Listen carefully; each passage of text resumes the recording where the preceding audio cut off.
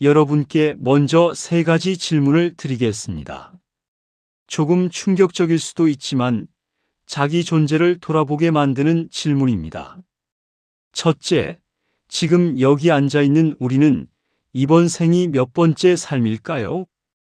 부처님은 윤회가 시작을 알 수 없다고 하셨습니다.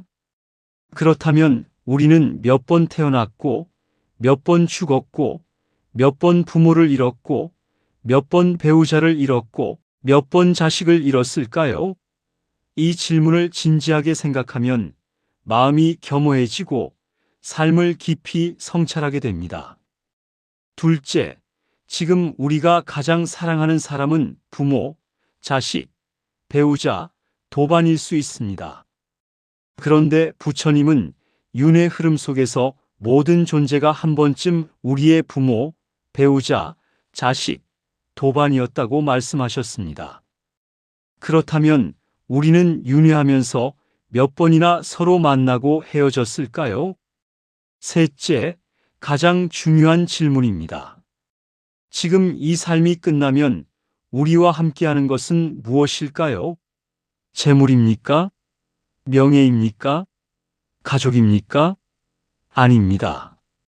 부처님은 분명히 말씀하셨습니다. 오직 엄만이 함께하며 따라갑니다. 이 질문들을 깊이 생각해 보면 법문은 더 이상 남의 이야기가 아니라 바로 내 삶의 이야기로 다가옵니다. 여러분, 좋은 이야기를 들으면 마음이 움직일 때가 있지요. 누군가의 말 한마디가 내 삶을 바꾸기도 합니다. 그런데 불교에서는 단순히 마음이 바뀌는 것을 넘어 성자의 경지에 이른다는 기록이 있습니다. 초기 경전에는 부처님의 법문을 듣는 순간 깨달음을 얻은 사람들이 많이 나옵니다. 대표적인 사람이 꼰단냐입니다.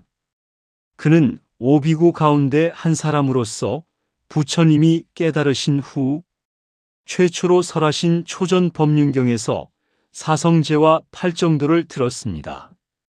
그때 생겨난 것은 무엇이든 반드시 사라진다는 무상을 깊이 관찰하여 가장 먼저 수다원이 되었습니다. 여기서 중요한 점은 무상을 단순히 인생 무상, 세월 무상, 즉 세월이 흐르면 변한다는 식으로 보는 것이 아닙니다. 수행에서 말하는 무상은 찰나생 찰나멸, 즉 순간순간 일어나고 사라지는 것을 보는 것입니다. 꼰단냐는 전에 들어보지 못한 법문을 듣는 그 순간 소리가 일어나고 사라지고 마음에서 환희가 일어나고 사라지는 것을 관찰했습니다. 그 찰나생 찰나멸을 꿰뚫어 본 순간 그는 집착을 놓고 성자의 길에 들어섰습니다. 그렇다면 정말 듣기만 하면 깨달을 수 있을까요? 부처님은 까귀자루 경에서 이렇게 말씀하십니다. 수행하지 않는 자는 결코 해탈하지 못한다.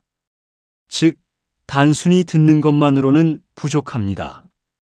반드시 수행이 있어야 합니다. 수행의 길은 크게 37조도품으로 정리되는데 이를 요약하면 결국 8정도입니다. 8정도는 정견, 정사유, 정어, 정업, 정명, 정정진, 정념, 정정 즉 개정해로 이루어져 있습니다. 부처님은 대반열 반경에서 이렇게 선언하십니다. 8정도가 있는 곳에는 4단계의 성자 즉 수다원, 사다함, 아나함, 아라한이 있고 8정도가 없는 곳에는 4단계의 성자 즉 수다원, 사다함, 아나함, 아라한이 없다. 또 사리붓다 경에서는 예류자, 즉 수다원은 8정도를 구족한 자라고 정의합니다. 즉 성자가 된다는 것은 곧 8정도를 갖춘 사람이라는 뜻입니다. 따라서 수행 없이는 깨달음이 없고 반드시 8정도 수행을 해야만 성자의 길에 들어설 수 있습니다. 이 사실을 잘 보여주는 이야기가 있습니다. 바로 뽀틸라 장로입니다. 그는 경장률 장론장의 3장에 통달한 대법사였지만 수행을 하지 않았습니다. 그래서 부처님은 그를 머리가 텅 빈 뽀틸라라고 부르셨지요.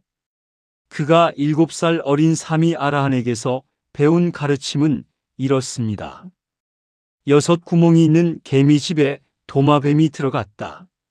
잡으려면 5구멍을 막고 한 구멍만 지켜보라. 이 말은 곧 눈, 귀, 코, 혀, 몸의 5감각을 잘 단속하고 마음 하나에 집중하라는 뜻입니다. 구체적으로 말하면 눈으로 보이는 것에 끌려가지 않고 귀로 들리는 것에 흔들리지 않고 코, 혀, 몸으로 느끼는 것에 집착하지 말라는 것입니다.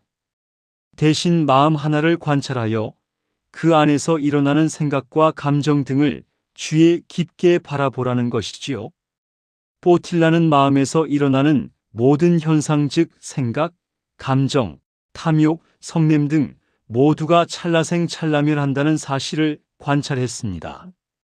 그 결과 무상고무화를 통찰했고 여모 이욕 해탈지견의 과정을 거쳐 아라한과를 성취했습니다. 이 이야기는 경전을 아무리 많이 알아도 수행이 없으면 깨달음은 없다는 것을 보여줍니다. 법문을 들을 때 마음에서 환희와 희열이 일어나는 이유가 궁금할 수 있습니다. 그것은 전에 들어보지 못한 부처님의 법문을 고도로 집중한 상태에서 들었기 때문입니다. 그 순간 몸과 마음에서는 환희심과 희열, 행복, 그리고 찰나 삼매가 일어납니다. 법문의 소리가 일어나고 사라지고 환희와 희열도 빠른 속도로 변합니다. 이 무상한 것을 영원하다고 착각하거나 집착하기 때문에 고통이 발생하고 또한 이 변화는 내가 통제할 수 있는 것이 아니기에 무아를 체험하게 됩니다. 그 결과 고성제를 완전히 이해하게 되는 것이지요. 이렇게 관찰된 모든 현상은 사실 영원하다는 착각, 행복하다는 착각, 내가 있다는 착각을 깨뜨립니다. 그 착각이 일시적으로 소멸되면서 해탈의 길이 열립니다. 따라서 법문을 들으면서도 윗바사나 수행이 가능하다는 것을 보여줍니다. 또 하나 중요한 사례가 있습니다. 바로 산따띠 장관입니다. 그는 사랑하는 무희가 갑자기 죽자 깊은 슬픔에 빠져 부처님을 찾아갔습니다. 그때 부처님은 짧은 개송을 설하셨습니다. 지나간 과거를 붙들고 근심하지 말고 오지 않는 미래를 걱정하지도 말라. 지금 이 순간도 마음이 머무는 바가 없다면 그대는 평화롭게 살아가리라. 많은 사람들이 과거를 붙들고 괴로워하거나 오지 않은 미래를 걱정하며 괴로워합니다. 그러나 과거는 붙잡으려 해도 붙잡을 수 없고 미래는 아직 없는 것을 걱정하는 것이니 망상입니다. 산따띠 장관은 이 개송을 듣는 순간 현재 몸과 마음에서 일어나는 모든 현상을 집중적으로 관찰했습니다.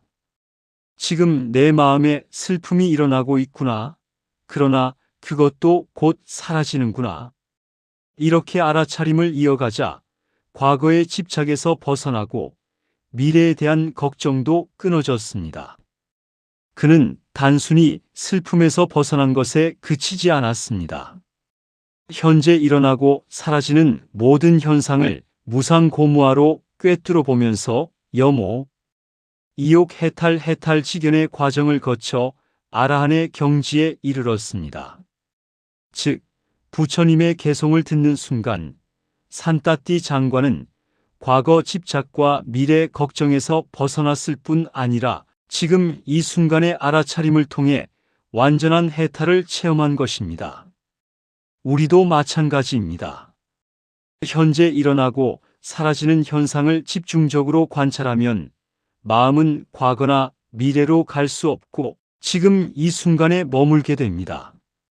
그렇게 할 때 과거의 상처와 미래의 불안에서 벗어나 평화로운 삶을 살 수 있습니다. 정리하면 이렇습니다. 여러분, 부처님 시대에도 많은 사람이 법문을 듣다가 깨달았습니다. 그러나 그것은 법문만 들었기 때문이 아니라 법문을 들으며 자기 마음을 보았기 때문입니다. 즉, 법문만 듣고는 성자가 될 수 없지만 법문을 들으면서 수행이 일어나면 성자가 될 수 있습니다. 지금 이 순간도 똑같습니다. 소리가 들립니다. 잠시 후 소리는 사라집니다. 생각이 일어납니다. 잠시 후 생각은 사라집니다. 느낌이 일어납니다. 잠시 후 느낌은 사라집니다. 이 사실을 지금 분명히 본다면 여러분도 꼰단야처럼, 뽀틸라 장로처럼, 산따띠 장관처럼 성자의 길에 들어설 수 있습니다. 수행의 핵심은 팔정도이며 팔정도를 갖추지 않고서는 성자가 될 수 없습니다. 그리고 마지막으로 여러분에게 질문 하나만 남기겠습니다. 우리는 3계 6도 윤회하면서 이미 수없이 태어나고 죽었습니다. 앞으로도 계속 죽고 태어나고 반복됩니다. 그런데도 우리는 여전히 과거 생에서와 같은 집착, 즉 재물, 명예, 사랑, 가족에 대한 매달림을 놓지 못하고 같은 괴로움을 반복하고 있습니다. 그렇다면 오늘 이 법문을 들은 우리는 이렇게 물어야 합니다. 나는 언제 윤회의 고통을 끝낼 것인가? 마지막으로 한 문장만 남기겠습니다. 지금 이 순간 일어나고 사라지는 것을 본 사람은 이미 윤회의 강을 건너기 시작했습니다. 다음 시간에 뵙겠습니다.